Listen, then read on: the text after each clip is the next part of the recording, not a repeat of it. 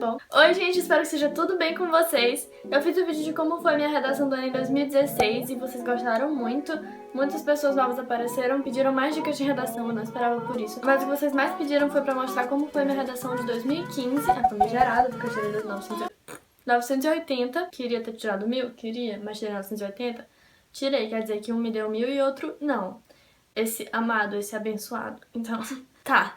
Passa. Então eu dei prioridade pra esse vídeo e logo gravar pra vocês, tá bom? Mesmo esquema do outro vídeo, eu vou ler e comentar o que eu quis dizer naquele parágrafo. Vamos ler juntos aqui e vamos tentar entender juntos aqui. E vamos ver se eu vou conseguir, porque meu notebook tá em 5%.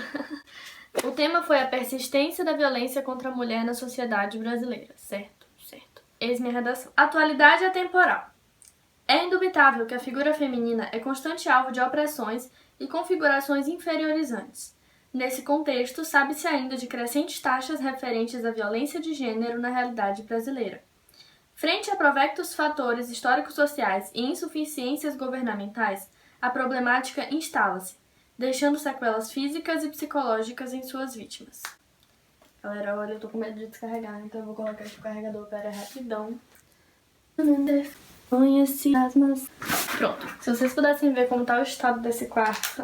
Beleza, essa foi minha introdução. Óbvio que na introdução a gente faz o quê? A gente introduz o tema, né? Não tem muito segredo. Mas, basicamente o que acontece? Eu faço um esquema antes de fazer minha redação, então eu já sei do que eu vou falar. Logo, na introdução, eu dou uma pincelada. Uma leve pincelada nessas coisas, entendeu? Tipo, eu falei das crescentes taxas referentes à violência de gênero, que foi um dado que eu tirei dos textos motivadores. Falei dos fatores históricos e sociais e das insuficiências governamentais. E falei das consequências, que eram sequelas físicas e psicológicas nas mulheres. Basicamente foi isso que eu fiz. Sendo que eu vou falar de todas essas coisas depois, de novo. Só que aprofundado, entendeu? A violência contra a mulher advém de diversos precedentes, estando entre eles a herança de visões patriarcais. Com ênfase, a predominância de homens como atores da agressão indica seu caráter de rastilho histórico, uma vez que resulta de fragilização e subjugação da parcela feminina na sociedade.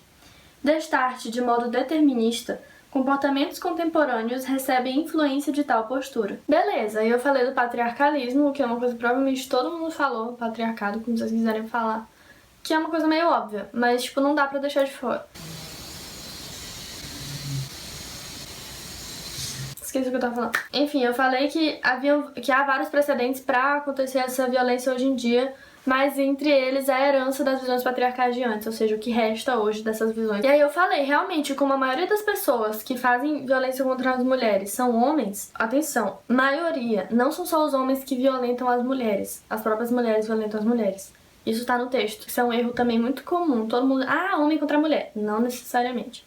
Mas enfim, calma. O fato de que a maioria são homens mostra como isso é uma parte histórica que importa sim, porque as mulheres foram subjugadas, não sei o que. Feminismo, né, a gente tá vendo hoje em dia, na verdade há muito tempo, mas hoje tá em voga. Tentando lutar pela igualdade entre homens e mulheres, então óbvio que as mulheres eram inferiorizadas. E ainda são. Ó, Débora, onde está isso da parte das mulheres violentarem as próprias mulheres? No texto. Vamos procurar. Aqui, ó, no texto de número 4, tá escrito impacto em números. Com base na Lei Maria da Penha, mais de 330 mil processos foram instaurados apenas no ano.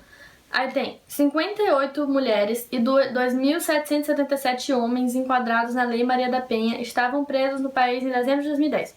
Ou seja, não só homens, como mulheres também violentaram mulheres e foram presos por causa da Lei Maria da Penha. Agora, pra ser sincera, esse determinismo, de modo determinista, eu não sei pra que eu joguei aqui, mas o que eu entendi de mim mesma, né, tem influência hoje dessa visão já há muito tempo existente aqui, inclusive podendo falar do determinismo de certa forma, porque como já é uma coisa enraizada, enfim, é meio que uma coisa social, sabe? Todo mundo já, homem realmente é superior e tal, não todo mundo, mas vocês entenderam. Então, vamos lá, vamos violentar, por que não? Por que não inferiorizar minha mulher? Por que não? Enfim. Além disso, também dão subterfúgios ao quadro vigente, deficitários sistemas educacional e judiciário.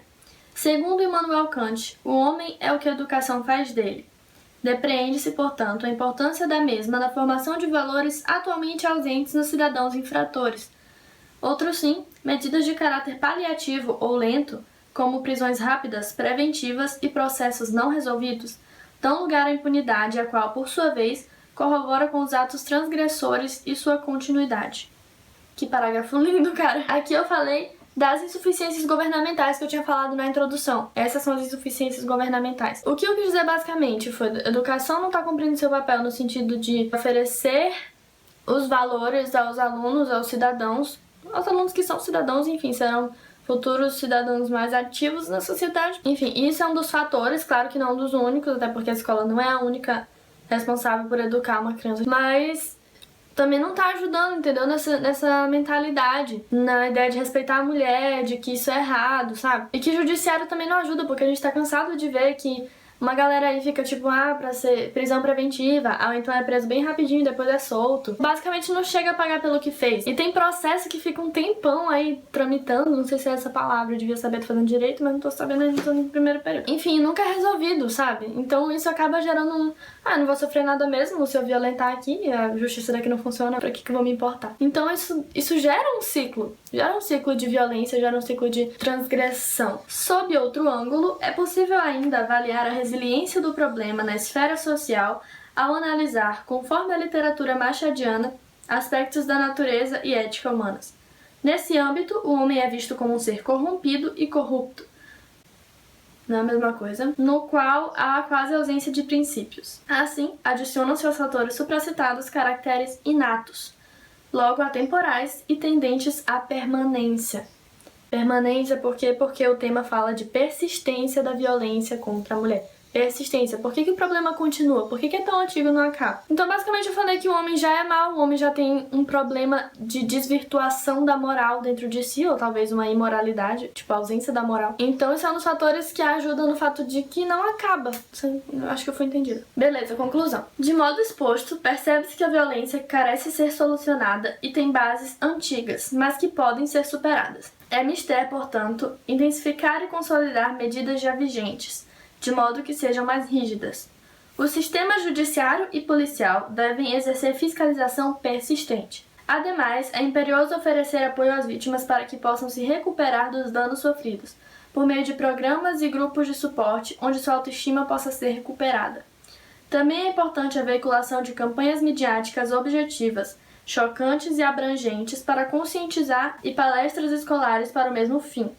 Assim, talvez, o pensamento pessimista de Machado possa ser vencido, o homem consertado e a violência erradicada.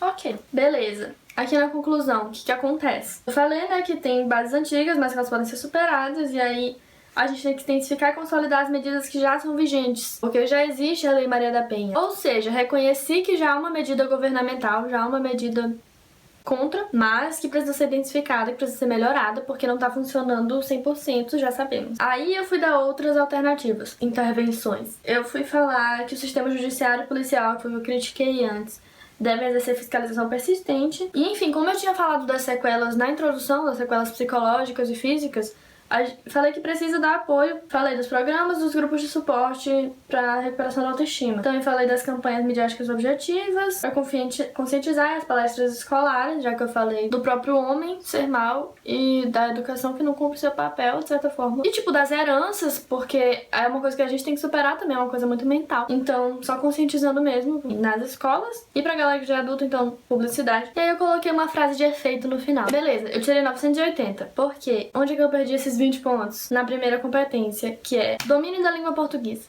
culta. Eu levei impressa para os meus 2 professores de redação e nenhum deles achou... Dois. Eles não acharam onde eu podia ter perdido ponto, não acharam meus erros. E, sinceramente, um deles achou que, na verdade, foi só pra não me dar 1.000, entendeu? Aí eu fiquei assim... Fiquei chateada? Fiquei. Mas foi quase 1.000? Foi. Então eu fiquei dividida entre muito feliz e muito bolada. Mas a gente fica com muito feliz, né? Porque já passou a fazer o quê? E nesse caso eu coloquei título. Já no terceiro ano eu não colocava mais, porque eu demorava muito pra pensar em título. Então, assim, não botava mais. Como foi o meu rascunho? Meu rascunho foi esse. Vamos comparar? Bem diferenciado. Agora vamos fazer umas observações. Isso aqui foi 2015, eu tava no 2º ano do ensino médio. Tirei 980? Sim. Mas assim, como vocês podem ver, em 2016 eu aprendi a gerenciar melhor meu tempo. Aqui eu tirei 900 na redação, mas em matemática, em compensação, minha nota foi lá pra baixo, que era no mesmo dia da redação. Eu tirei 539,1. Isso levou minha nota bem pra baixo. No geral, eu tirei 701,2, se eu não me engano. Foi por aí. Foi uma nota boa? Foi, mas poderia ter sido maior se não tivesse sido matemática. Então, redação eu demorei muito tempo. Eu não lembro, mas foi tipo, talvez 2 horas nessa redação. Então, assim, né? Uma coisa e outra, né? Pra vocês terem uma ideia da realidade, porque senão fica, tirou 980, pá, muito boa. Tipo, né? Então basicamente é isso. E eu esqueci de falar no começo, mas eu vou deixar uma imagem da redação aí embaixo pra quem quiser baixar, né? Mais uma vez, como vocês podem ver, eu usei Machado. É uma dica que eu dei nesse vídeo aqui, com analogias coringas para suas redações. Espero que vocês tenham gostado, que tenha ajudado vocês. Um beijo e... Um beijo, tchau! I'm here for you, baby.